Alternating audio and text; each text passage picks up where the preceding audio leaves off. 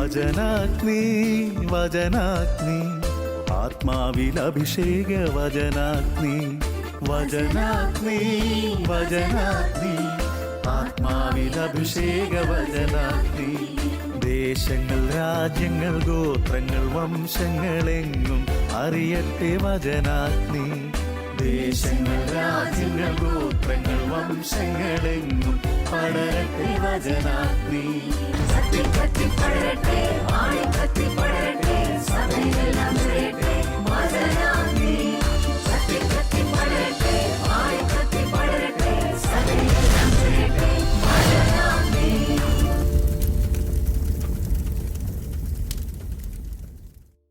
ഈശോയിൽ ഏറെ സ്നേഹിക്കപ്പെടുന്ന എൻ്റെ സഹോദരി സഹോദരന്മാരെ, നിങ്ങളെ ഏവരെയും ഏറെ സ്നേഹത്തോടും സന്തോഷത്തോടും കൂടെ ഈ വചന ശുശ്രൂഷയിലേക്ക് സ്വാഗതം ചെയ്യുന്നു. ഏറെ വർഷങ്ങൾക്ക് മുമ്പ് മലപ്പുറം ജില്ലയിൽ ജോലി ആവശ്യത്തിനായിട്ട് താമസിച്ചുകൊണ്ടിരുന്നപ്പോൾ ഒരു ടീച്ചറെ പരിചയപ്പെടാനിടയായി. മധ്യവയസ്കയായ ടീച്ചർ. പരിചയം കുറെ മുന്നോട്ട് ചെന്നപ്പോൾ ജീവിതത്തിലെ കാര്യങ്ങളെല്ലാം ഒന്ന് വിശദീകരിച്ചു. ഏറെ അനുകരണാർഹമായ മാതൃക വഹിക്കുന്ന ആ ടീച്ചറിന് 2 ആൺകുട്ടികളാണ് ഉണ്ടായിരുന്നത്.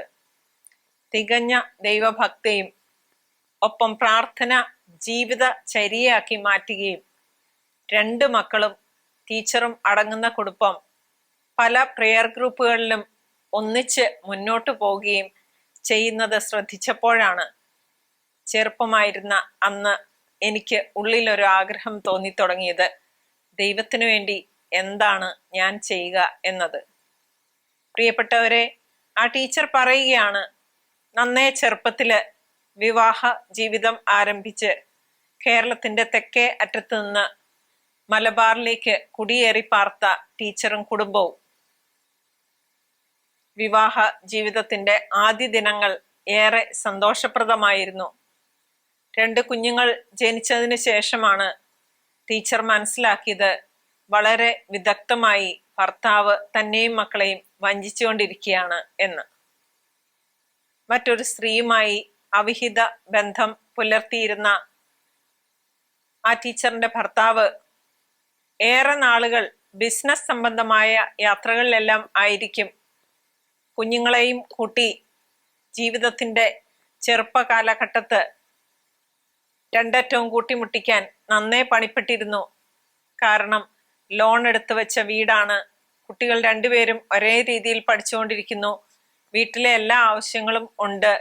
മറ്റൊരു നാട്ടിലെ യാതൊരു സഹായവുമില്ലാതെ ജീവിക്കുകയും ചെയ്യുകയാണ്. പ്രിയപ്പെട്ടവരെ, കുറെ നാളുകൾ കഴിഞ്ഞപ്പോൾ ദേഹോപദ്രവവും കുറ്റപ്പെടുത്തലുകളും ഒറ്റപ്പെടുത്തലുകളും എല്ലാം ധാരാളമായി ലഭിച്ചിരുന്ന ഈ ടീച്ചർ സാവധാനം ദൈവത്തില് ആശ്വാസം കണ്ടെത്തുകയുണ്ടായി. കുഞ്ഞുങ്ങളെ ചെറിയ പ്രായത്തില് നന്നായിട്ട് പഠിക്കാനായിട്ടുള്ള ശ്രദ്ധ കാണിക്കുകയും അവരെ ഇരുത്തി പഠിപ്പിക്കുകയും ഏറെ സ്നേഹത്തോടെ ദൈവികമായ കാര്യങ്ങളിലേക്ക് മുഴുകുകയും ചെയ്തു. എന്നാൽ ഏറെ താമസിക്കാതെ ഈ ടീച്ചറിന്റെ ഭർത്താവിനെ പറ്റി യാതൊരു വിവരവും ഇല്ലാതെയായി തീരുകയാണ് ഉണ്ടായത്. ഏറെ അന്വേഷിച്ചു, തന്നാലാവും വിധം എല്ലാം തേടി നോക്കി. പക്ഷെ യാതൊരു ഉത്തരവും ലഭിക്കാതെ വന്നപ്പോൾ സ്വന്തം വീട്ടുകാരുടെ സപ്പോർട്ടും നഷ്ടപ്പെടുന്നത് ടീച്ചർ തിരിച്ചറിഞ്ഞു. വലിയ സാമ്പത്തിക ബാധ്യതയും അതിനോടൊപ്പം മാനസികമായ വെല്ലുവിളികളും ധാരാളമായി ഉയർന്നപ്പോൾ ചെറിയ ഒരു നിരാശയുടെ വാക്കിലേക്ക് ടീച്ചർ എത്തുകയും വളരെ നേരിയ തോതിലുള്ള ഒരു ചികിത്സ ആവശ്യമായിട്ട് വരികയും ചെയ്തു. ജീവിതത്തിന്റെ പ്രാരാബ്ധങ്ങൾ ഏറെ ബുദ്ധിമുട്ടിപ്പിച്ചപ്പോൾ ഒറ്റപ്പെടലും അവഗണനയും എല്ലാം സ്കൂളിൽ നിന്നും നേരിടേണ്ടതായി വരികയും ചെയ്തു. കൂനിന്മേൽ കുരു എന്ന് പറഞ്ഞതുപോലെ സ്കൂളില് ഒരു ഡിസിപ്ലിനറി ആക്ഷൻ ചെയ്തതിന്റെ പേരിൽ സ്കൂൾ അധികൃതരിൽ നിന്ന് ഒറ്റപ്പെടൽ നേരിടുകയും ഏകദേശം 3 മാസത്തോളം ടീച്ചർ ജോലിയിൽ നിന്ന് നിർബന്ധിത അവധിയിൽ പ്രവേശിക്കുകയും ചെയ്തു. ടീച്ചർ പറയുകയാണ്, ഈ 3 മാസമാണ് ശരിക്കും ദൈവത്തെ ഒരു വ്യക്തി എന്ന നിലയിൽ കണ്ടുമുട്ടാനായി ടീച്ചറെ പ്രേരിപ്പിച്ചത്. വളരെയേറെ ദൈവിക പരിപാലനയിൽ പൊതിയപ്പെട്ട് നിന്നിരുന്ന ടീച്ചർ ആ ഒരു സമയം കൊണ്ട് നിരാശയും ദുഃഖവും മറികടന്ന് വചനത്തിലേക്ക് കടക്കുകയും ചെറിയ രീതിയിൽ ദുഃഖം അനുഭവിക്കുന്നവർക്ക് ആശ്വാസം ലഭിക്കാനായി ഇറങ്ങി പുറപ്പെടുകയും ചെയ്തു. പ്രിയപ്പെട്ടവരെ, ഞാൻ പുതിയതായിട്ട് കുടുംബമായി ആ ഒരു നാട്ടില് ജീവിക്കാനിടയായപ്പോൾ ഈ ടീച്ചറിന്റെ ജീവിത രീതികളും ധൈര്യവും ദൈവത്തിലുള്ള ആശ്രയബോധവും ഏറെ വൈകിയാണെങ്കിലും ആഴത്തിൽ മനസ്സിലാക്കാൻ അവസരം ലഭിക്കുകയുണ്ടായി. ആ സമയത്ത് ഏകദേശം 40 കുടുംബങ്ങൾ അടങ്ങുന്ന ഒരു 1,00,000 വീട് കോളനിയിൽ കടന്നു ചെന്ന് യേശുവിനെ പറ്റി പറയുക മാത്രമല്ല, തൻ്റെ ചുരുങ്ങിയ വരുമാനം കൊണ്ട് അവരെ സഹായിക്കാവുന്നതിൻ്റെ പരമാവധി സഹായിക്കുന്ന ടീച്ചർ മറ്റാരും അറിയാതെ ഈ സേവനം മുന്നോട്ട് കൊണ്ടുപോകുന്നത് ഒരു ദിവസം ടീച്ചറിൻ്റെ കൂടെ പോയി മനസ്സിലാക്കാൻ എനിക്കിടയായി. പ്രിയപ്പെട്ടവരെ, ഇന്ന് ആ ടീച്ചർ റിട്ടയർ ചെയ്ത് 2 ആൺമക്കളും സമൂഹത്തിനും സഭയ്ക്കും ഏറ്റവും വേണ്ടപ്പെട്ട ശുശ്രൂഷ ചെയ്തുകൊണ്ട് അനേകം സാമൂഹ്യ രംഗങ്ങളിൽ നിറവിളക്കുകളായി തെളിഞ്ഞു പ്രശോഭിക്കുകയാണ്. വിശ്വാസം അടുത്ത തലമുറയിലേക്ക് പകർന്നു കൊടുത്ത ടീച്ചർ ഇന്നും ജീവിക്കുന്ന മാതൃകയായി തുടരുകയാണ്. നിശബ്ദ സേവനത്താൽ അധികം ആരാലും അറിയപ്പെടാതെ, എന്നാൽ ദൈവത്തിന് മുമ്പിൽ ഏറ്റവും പ്രിയപ്പെട്ടവളായി ടീച്ചർ മാറിക്കഴിഞ്ഞിരിക്കുന്നു എന്ന കാര്യത്തിൽ യാതൊരു സംശയമില്ല. ഇന്നും ഇടയ്ക്ക് ചില ഫോൺ കോളുകളാൽ ഞങ്ങൾ പരസ്പരം ശക്തിപ്പെടുത്താറുണ്ട്. അല്പസ്വല്പം അസുഖവും ഒക്കെയായി മുന്നോട്ട് പോകുന്ന ടീച്ചർ ഒരു 3 ആഴ്ച മുമ്പ് എന്നെ ഫോണിൽ വിളിക്കുകയുണ്ടായി. പ്രിയപ്പെട്ടവരെ, ടീച്ചറിന്റെ ഭർത്താവിനെ പറ്റി വിവരം കിട്ടിയിരിക്കുകയാണ്. ക്യാൻസറിന്റെ അന്ത്യ സ്റ്റേജിലായിരിക്കുന്ന ടീച്ചറിന്റെ ഹസ്ബൻഡ് എല്ലാവരാലും ഉപേക്ഷിക്കപ്പെട്ട് തിരിച്ച് ഇന്ത്യയിലേക്ക് വരാൻ സാധിക്കാതെ ഗൾഫ് രാജ്യത്ത് ഉണ്ട് എന്ന് ഒരു ഫോൺ കോളിൽ കൂടെ നേരിട്ട് അറിയാനിടയായി. ഏറെ സങ്കടത്തോടെ എന്നാൽ ഉറച്ച ധൈര്യത്തോടെ ടീച്ചർ പറയുകയാണ്, ഞാൻ അദ്ദേഹത്തിന് വേണ്ടി പ്രാർത്ഥിക്കുന്നുണ്ടായിരുന്നു, ആത്മാവ് നഷ്ടപ്പെടാതിരിക്കാൻ വേണ്ടി പ്രാർത്ഥിക്കുന്നുണ്ടായിരുന്നു. അന്ത്യകാലത്ത് ഏറെ സ്നേഹത്തോടെ സംസാരിക്കാനും ദൈവത്തിൻ്റെ നാമത്തിൽ ക്ഷമിക്കാനും അദ്ദേഹത്തിന് ആവശ്യമായ പണം മക്കളിലൂടെ എത്തിച്ചു കൊടുക്കാനും ഈ ടീച്ചറിന് സാധിച്ചു. പ്രിയപ്പെട്ടവരെ, ഈ ഒരു സംഭവത്തിലേക്ക് നാം കടക്കുമ്പോൾ ഇന്ന് നാം കടന്ന് ചിന്തിക്കുന്ന ഒരു വചനമുണ്ട്. ഉൽപ്പത്തിയുടെ പുസ്തകം 50-ാമത്തെ അധ്യായം 20-ാം തിരുവചനമാണ് അത്. നാം ഇന്ന് ധ്യാനിക്കുന്ന വിഷയം ഇതാണ്: നിങ്ങൾ എനിക്ക് തിന്മ ചെയ്തു, പക്ഷെ ദൈവം അത് നന്മയാക്കി മാറ്റി. നമുക്കെല്ലാവർക്കും അറിയാം, പഴയ നിയമത്തില് യാക്കോബിന്റെ മകനായ ജോസഫ് തെറ്റുകാരനല്ലായിരുന്നു, എങ്കിലും എല്ലാ രീതിയിലും വെറുക്കപ്പെടുകയും ഉപേക്ഷിക്കപ്പെടുകയും ഒറ്റപ്പെടുകയും ചെയ്ത ഒരു വ്യക്തിയാണ്. ഉൽപ്പത്തിയുടെ പുസ്തകം 37-ാമത്തെ അധ്യായം മുതൽ തുടർച്ചയായി ഈയിടെ വായിക്കാനിടയായി. ആഴത്തില് ദൈവസന്നിധിയിൽ വായിച്ചപ്പോൾ ഒരുപാട് ദൈവികമായ ചിന്തകൾ മനസ്സിൽ നിറയുന്നുണ്ടായിരുന്നു. 37-ാമത്തെ അധ്യായത്തിൽ ഇങ്ങനെ പറയുന്നു: മറ്റു മക്കളെക്കാൾ യാക്കോബ് ജോസഫിനെ സ്നേഹിച്ചിരുന്നു. തങ്ങളെക്കാൾ കൂടുതൽ ജോസഫിനെ യാക്കോബ് സ്നേഹിക്കുന്നു എന്ന് കണ്ടതുകൊണ്ട് മാത്രമാണ് അവന്റെ സഹോദരർ അവനെ വെറുക്കാനിടയായ കാരണം. പ്രിയപ്പെട്ടവരെ, ജോസഫിന്റെ ജീവിതത്തിലൂടെ ഒന്ന് കടന്നു പോകുമ്പോൾ ഏറെ നല്ലവനും സ്നേഹവാനും ദൈവഭക്തനുമായിരുന്ന ജോസഫ് സ്വന്തം സഹോദരങ്ങളാല് വഞ്ചിക്കപ്പെടുകയാണ്. സ്വപ്നങ്ങളിലൂടെ ദൈവത്തിന്റെ ഹിതം വെളിപ്പെടുത്തി കൊടുക്കാനുള്ള ദൈവിക വരം ലഭിച്ചിരുന്ന ഒരു വ്യക്തിയായിരുന്നു ജോസഫ് എന്ന് നമുക്കെല്ലാവർക്കും അറിയാം. ദൈവം വെളിപ്പെടുത്തി കൊടുത്ത കാര്യങ്ങൾ തുറന്നു പറഞ്ഞു എന്ന കാരണത്താൽ സഹോദരർ അധികം ദ്വേഷിക്കാനിടയായ വ്യക്തിയാണ് ജോസഫ്. പിന്നെയും നമ്മൾ നോക്കുമ്പോൾ നമുക്ക് അറിയാൻ സാധിക്കും, പൊട്ടക്കിണറ്റിൽ എറിയുകയും ഇസ്മായേലിയരുടെ കയ്യിൽ ഏൽപ്പിക്കപ്പെട്ട് മിദിയാൻകാർ വിൽക്കാനായി 20 വെള്ളിക്കാശിന് സഹോദരർ ജോസഫിനെ വിൽക്കുകയാണ് ഉണ്ടായത്. പിതാവിനോട് ജോസഫ് വന്യമൃഗത്തിന്റെ പിടിയിൽപ്പെട്ടു എന്ന കഥ പറഞ്ഞാണ് സഹോദരർ ഈ ഒരു ഉത്തരവാദിത്തത്തിൽ നിന്ന് വിദഗ്ധമായി ഒഴിവായത്. വീണ്ടും 20 വെള്ളിക്കാശിന് വിൽക്കപ്പെട്ട ജോസഫ് ഫറവോയുടെ ഒരു ഉദ്യോഗസ്ഥനായ പൊത്തിഫറിന്റെ കൊട്ടാരത്തിലേക്ക് കടന്നു ചെല്ലുകയാണ്. അവിടെയും ഏറെ കഴിവുള്ളവനായിരുന്ന ജോസഫിനെ പറ്റി ബൈബിൾ വചനങ്ങൾ ഇങ്ങനെ പറയുന്നുണ്ട്.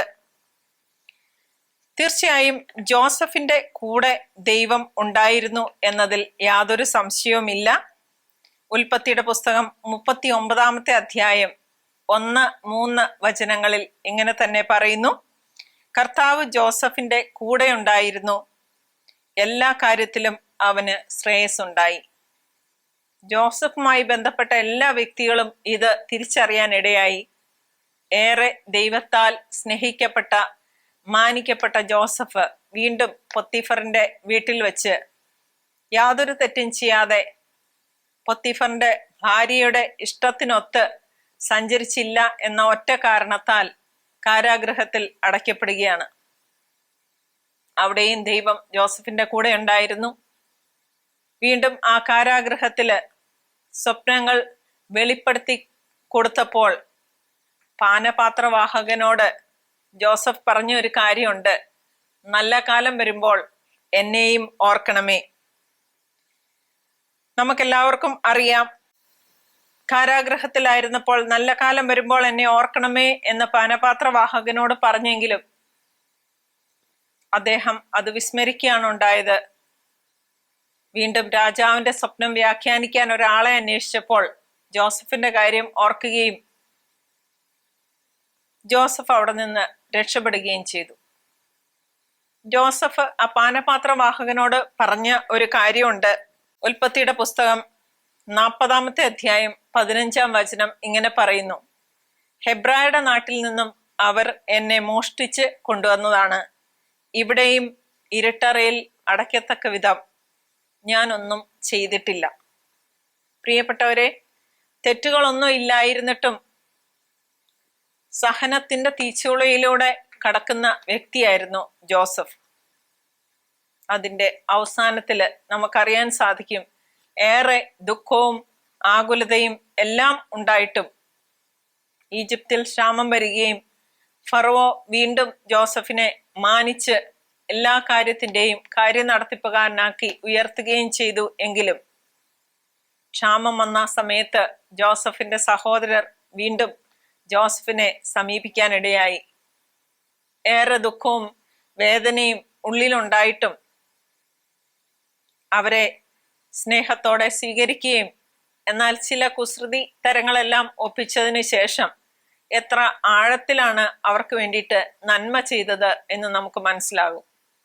എന്നെ അത്ഭുതപ്പെടുത്തിയ ഏതാനും വചനങ്ങളാണ് ഉൽപ്പത്തിയുടെ പുസ്തകം 42 21 വചനവും 24 വചനവും. ഹൃദയത്തിൽ അടങ്ങാത്ത ദുഃഖവും വേദനയും ഉണ്ടായിരുന്ന ജോസഫ് സഹോദരർ കാണാതെ കരയുവാൻ ഒരിടം കണ്ടെത്തി പൊട്ടിക്കരഞ്ഞു എന്നാണ് പറയുന്നത്. അവരുടെ ചാക്കുകളിലെല്ലാം അവരടച്ച പണം തിരികെ കൊടുത്തു വിട്ടെങ്കിലും ഇളയ സഹോദരൻ ബെഞ്ചമിനെ തിരിച്ചു കൊണ്ടുവന്ന് ഒന്ന് കാണുവാൻ ജോസഫ് പല സൂത്രങ്ങളും പ്രയോഗിച്ചു എന്നത് സത്യമാണ്.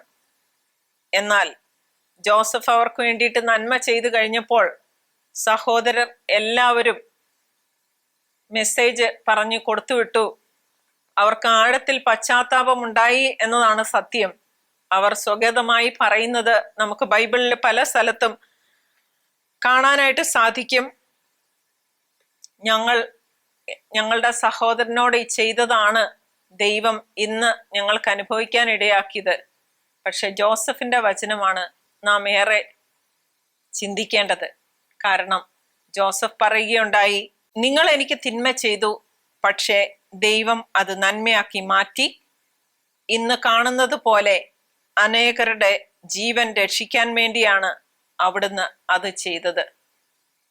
തീർച്ചയായും ദൈവം സ്നേഹിക്കുന്ന വ്യക്തികളെ ഏറെ കഷ്ടപ്പാടുകളിലൂടെയും ഞെരുക്കത്തിൽ കൂടെയും ദൈവം കൊണ്ടുപോകും എന്നത് സത്യമാണ്.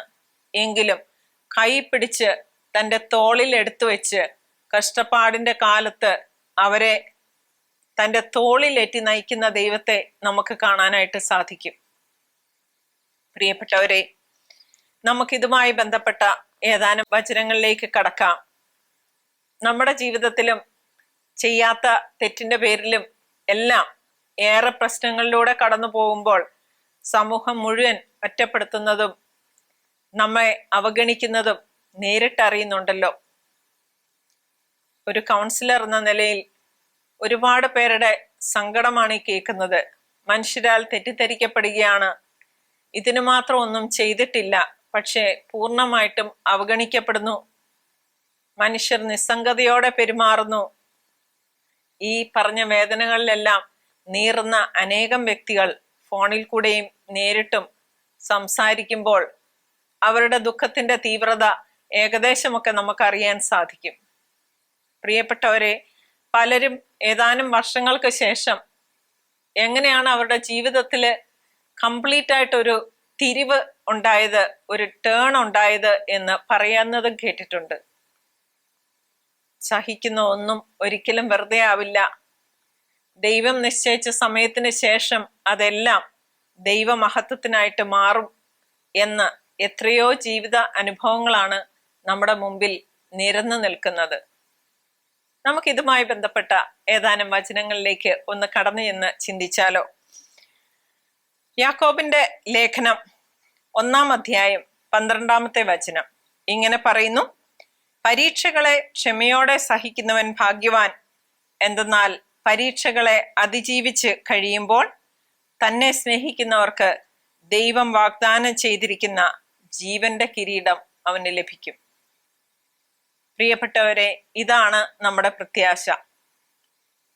പരീക്ഷകൾ ക്ഷമയോടെ ദൈവത്തിൽ അർപ്പിച്ച് ആരെയും കുറ്റപ്പെടുത്താതെ സഹിക്കുന്ന വ്യക്തി അവസാനം ജീവന്റെ കിരീടമാണ് നേടുന്നത്. ഇനിയും എങ്ങനെ പറയുന്നു? 2 കൊരിന്തോസ് 1:4 വചനം ഇങ്ങനെ പറയുന്നു: ദൈവം ഞങ്ങൾക്ക് നൽകുന്ന സാന്ത്വനത്താൽ ഓരോ തരത്തിലുള്ള വ്യഥകൾ അനുഭവിക്കുന്നവരെ ആശ്വസിപ്പിക്കാൻ ഞങ്ങൾ ശക്തരാകേണ്ടതിനും ഞങ്ങൾ ദൈവത്തിൽ നിന്ന് അനുഭവിക്കുന്ന അതേ ആശ്വാസം അവരും അനുഭവിക്കേണ്ടതിനും അവിടുന്ന് ഞങ്ങളെ എല്ലാ ക്ലേശങ്ങളിലും സമാശ്വസിപ്പിക്കുന്നു. പ്രിയപ്പെട്ടവരെ, വലിയ ഒരു ജീവിത ദുരിതത്തിന്റെ അവസരത്തിൽ ദൈവം നിങ്ങളെ അത്ഭുതകരമായി മോചിപ്പിച്ചു എങ്കിൽ തീർച്ചയായും വെറുതെ ഇരിക്കേണ്ടവരല്ല നമ്മൾ. നമ്മളെപ്പോലെയും അതിലും തീവ്രമായും ദുഃഖവും കഷ്ടപ്പാടും അഭിമുഖീകരിച്ചു പോകുന്ന അനേകർക്ക് ആശ്വാസമായി തീരാൻ നമുക്ക് സാധിക്കും. ഒരു സഹനവും വെറുതെ ആയി പോകാൻ ഇടയാക്കരുത്. ദൈവം ആ സഹനം തരുന്നതിനൊരു പ്രത്യേക ലക്ഷ്യമുണ്ട്. ഞാൻ സഹിച്ച ഒരു വ്യക്തിയാണെങ്കിൽ ഞാൻ അടുത്ത ആൾക്ക് ആശ്വാസം പറഞ്ഞു കൊടുത്താൽ തീർച്ചയായിട്ടും ആ ആൾക്ക് ആശ്വാസം ലഭിച്ചിരിക്കും. കാരണം തുല്യ ദുഃഖത്തിൽ കൂടെ കടന്നു പോകുന്നവർക്ക് അങ്ങനെയുള്ളവരുടെ വാക്കുകൾ ഏറെ ആശ്വാസം പകരും എന്നതിൽ യാതൊരു സംശയമില്ല. ഞാൻ നേരത്തെ പറഞ്ഞ ടീച്ചർ ആ കോളനിയിൽ കടന്നു ചെന്ന് ഒരുപാട് ജീവിതങ്ങൾക്ക് തുണയായി തീർന്നെങ്കിൽ തീർച്ചയായും തൻ്റെ സഹനങ്ങളെ ദൈവത്തിന്റെ സഹനങ്ങളോട് ചേർത്ത് വെച്ചതുകൊണ്ട് മാത്രമാണ്. പരാതി കൂടാതെ ഞാൻ ചോദിച്ചുകൊണ്ട് മാത്രമാണ്, അല്ലാതെ ആരോടും ഈ വിഷമങ്ങൾ ടീച്ചർ പങ്കുവയ്ക്കുന്നത് ഞാൻ കാണാറില്ല. കാരണം മറ്റുള്ളവരുടെ ദുഃഖങ്ങളായിരുന്നു ടീച്ചറെ സംബന്ധിച്ചിടത്തോളം ഏറ്റവും കൂടുതൽ വേദനിപ്പിച്ചിരുന്നതും. തനിക്കും തൻ്റെ കുടുംബത്തിനും പ്രാർത്ഥിക്കുന്നതിനേക്കാൾ കൂടുതൽ മറ്റുള്ളവർക്ക് വേണ്ടി ടീച്ചർ മധ്യസ്ഥം വഹിച്ച് പ്രാർത്ഥിക്കുന്നതാണ് ഞാൻ കണ്ടിട്ടുള്ളതും. പ്രിയപ്പെട്ടവരെ, മറ്റൊരു വചനം ഇങ്ങനെ പറയുന്നു. റോമാക്കാർക്ക് എഴുതിയ ലേഖനം 8-ാം അധ്യായം 18-ാം തിരുവചനം നമുക്കെല്ലാവർക്കും ഏറെ സുപരിചിതമായ വചനമാണ്. നമുക്ക് വെളിപ്പെടാനിരിക്കുന്ന മഹത്വത്തോട് തുലനം ചെയ്യുമ്പോൾ ഇന്നത്തെ കഷ്ടതകൾ നിസ്സാരമാണെന്ന് ഞാൻ അറിയുന്നു. പ്രിയപ്പെട്ടവരെ, ദൈവമഹത്വത്തിനായിട്ട് കഷ്ടതകൾ മാറുമ്പോൾ ലഭിക്കാനിരിക്കുന്ന മഹത്വം സ്വർഗത്തിൽ നമുക്ക് ലഭിക്കാനിരിക്കുന്ന പ്രതിഫലം ഏറെ വലുതാണ് എന്നാണ് വചനം പറയുന്നത്. വീണ്ടും മത്തായിയുടെ സുവിശേഷം 5-ാം അധ്യായം 38 മുതൽ 42 വരെയുള്ള വചനങ്ങൾ, അതിന്റെ തലക്കെട്ട് തന്നെ തിന്മയെ നന്മയാൽ ജയിക്കുക എന്നതാണ്. അതില് 5-ാമത്തെ അധ്യായം 44-ാമത്തെ വചനം, തങ്ങളെ ദ്രോഹിക്കുകയും പീഡിപ്പിക്കുകയും ഒക്കെ ചെയ്തവരോട് ക്ഷമിക്കാൻ സാധിക്കാതെ ഇരിക്കുന്ന ഒരുപാട് പേർക്ക്, ക്ഷമിക്കാൻ സാധിക്കുന്നില്ല എന്ന് പറഞ്ഞ് വിഷമിക്കുന്നവർക്ക് ഈ വചനം ഞാൻ കൊടുക്കാറുണ്ട്.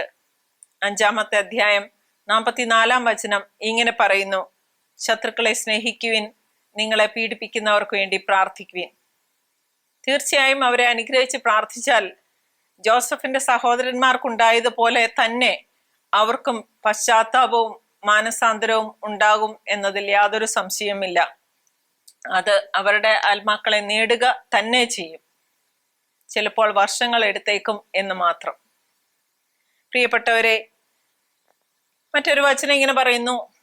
മത്തായിയുടെ സുവിശേഷം തന്നെ 5-ാമത്തെ അധ്യായം 11-12 വചനങ്ങൾ, എന്നെ പ്രതി മനുഷ്യർ നിങ്ങളെ അവഹേളിക്കുകയും പീഡിപ്പിക്കുകയും എല്ലാവിധ തിന്മകളും നിങ്ങൾക്കെതിരെ വ്യാജമായി പറയുകയും ചെയ്യുമ്പോൾ നിങ്ങൾ ഭാഗ്യവാന്മാർ, നിങ്ങൾ ആനന്ദിച്ച് ആഹ്ലാദിക്കുവിൻ, സ്വർഗത്തിൽ നിങ്ങളുടെ പ്രതിഫലം വലുതായിരിക്കും.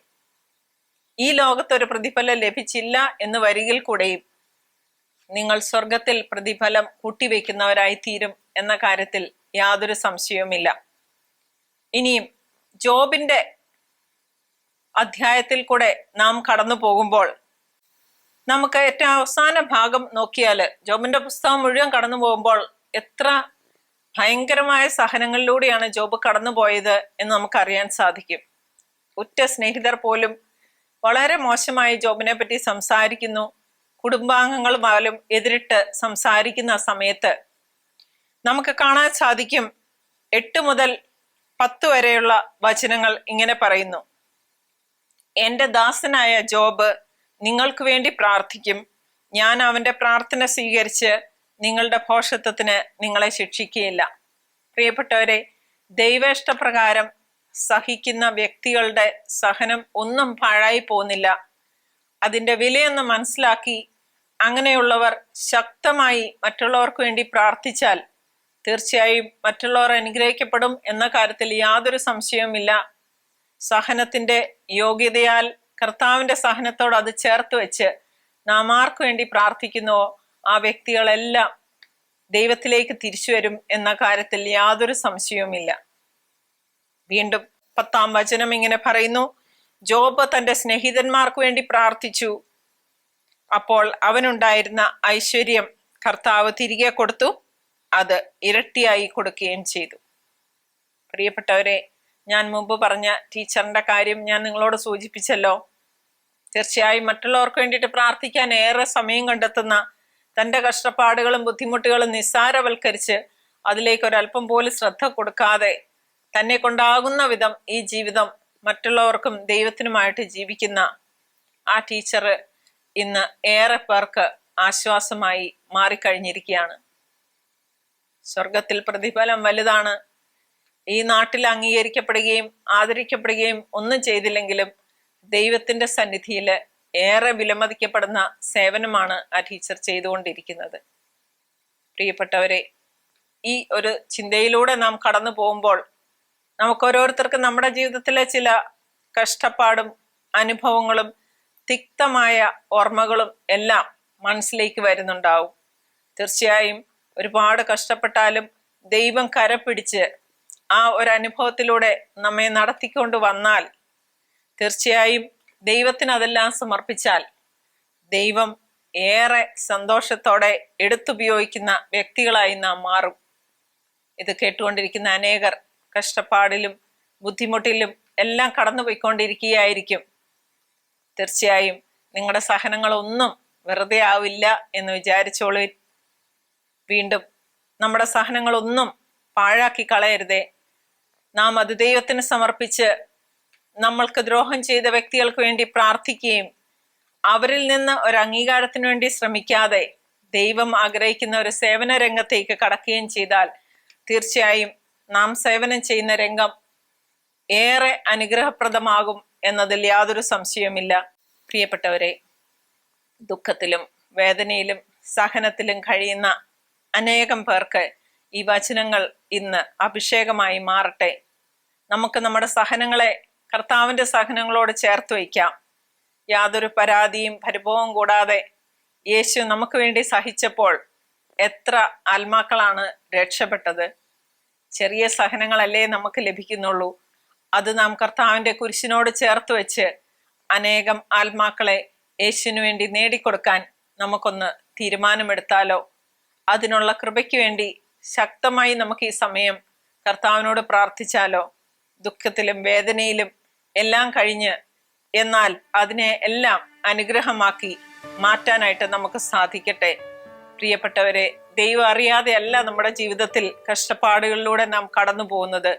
എന്നാൽ അതിന് ഒരു ഉപരി നന്മ ദൈവം ഒരുക്കി വെച്ചിരിക്കുന്നു. നമുക്ക് മറ്റുള്ളവരോട് പറയാൻ സാധിക്കണം, നിങ്ങൾ എനിക്ക് തിന്മ ചെയ്തു, പക്ഷേ ദൈവം അത് നന്മയാക്കി മാറ്റി. നമുക്ക് മാത്രമല്ല, നാം ഇടപെടുന്ന എല്ലാ രംഗങ്ങളിലുമുള്ള ഒരുപാട് മക്കൾക്ക് ആശ്വാസവും പ്രതീക്ഷയും പ്രത്യാശയും നൽകുന്ന ദൈവത്തിന്റെ വക്താക്കളാക്കി മാറ്റാൻ ദൈവം ഈ സമയം നമ്മളെ അനുഗ്രഹിക്കട്ടെ.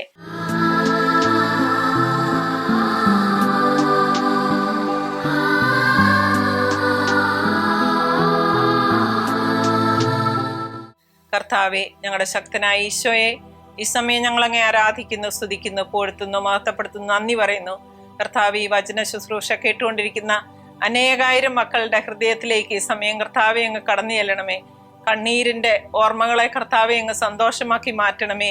അങ്ങയുടെ കുരിശിനോട് സഹനം ചേർത്ത് വെച്ച് അനേകം മക്കളെ അങ്ങേക്ക് നേടിത്തരുന്ന മക്കളായി തീരാനായി കർത്താവെ ഈ സമയം ഞങ്ങളെ ഉപയോഗിക്കണമേ എന്ന് പ്രാർത്ഥിക്കുന്നു. നിസ്വാർത്ഥ സേവനം സഹിച്ച് അങ്ങേക്ക് വേണ്ടി ചെയ്യുന്ന എല്ലാ മക്കളെയും സ്വർഗത്തിൽ പ്രതിഫലം നൽകി അനുഗ്രഹിക്കണമേ എന്ന് ഞങ്ങൾ പ്രാർത്ഥിക്കുന്നു. സഹനങ്ങളൊന്നും വ്യർത്ഥമല്ലെന്നും കർത്താവെ, മറ്റുള്ളവരോട് ക്ഷമിക്കാൻ കഴിയാതിരിക്കുന്നവർക്ക് യേശുവിന്റെ നാമത്തില് ഈ സമയം പൂർണ്ണമായി ക്ഷമ കൊടുക്കാനുള്ള കൃപയാല മക്കളെ നിറയ്ക്കുന്നതിനായിട്ടും തന്റെ സഹനങ്ങളൊന്നും നഷ്ടപ്പെടുത്താതെ കൃപകളാക്കി നന്മകളാക്കി മറ്റുള്ളവർക്ക് അനുഗ്രഹമാക്കി അങ്ങ് ആഗ്രഹിക്കുന്നത് പോലെ അത് അങ്ങേ കൈകളിൽ നിന്ന് സ്വീകരിക്കാൻ വേണ്ട കൃപ കൊടുക്കണമേ എന്ന് പ്രാർത്ഥിക്കുന്നു. സഹനത്തിന്റെ പര്യായമായ പരിശുദ്ധ അമ്മേ, സഹിക്കുന്ന മക്കൾക്ക് വേണ്ടി ഈശോയോട് മധ്യസ്ഥം വഹിക്കണമേ, ശക്തിപ്പെടുത്തണമേ. സകല മാലാഖമാരെ, വിശുദ്ധരെ ഞങ്ങൾക്ക് വേണ്ടി ഈശോയോട് മധ്യസ്ഥം വഹിച്ചു പ്രാർത്ഥിക്കണമേ. യേശുവേ നന്ദി, യേശുവേ സ്തുതി. ആമേൻ.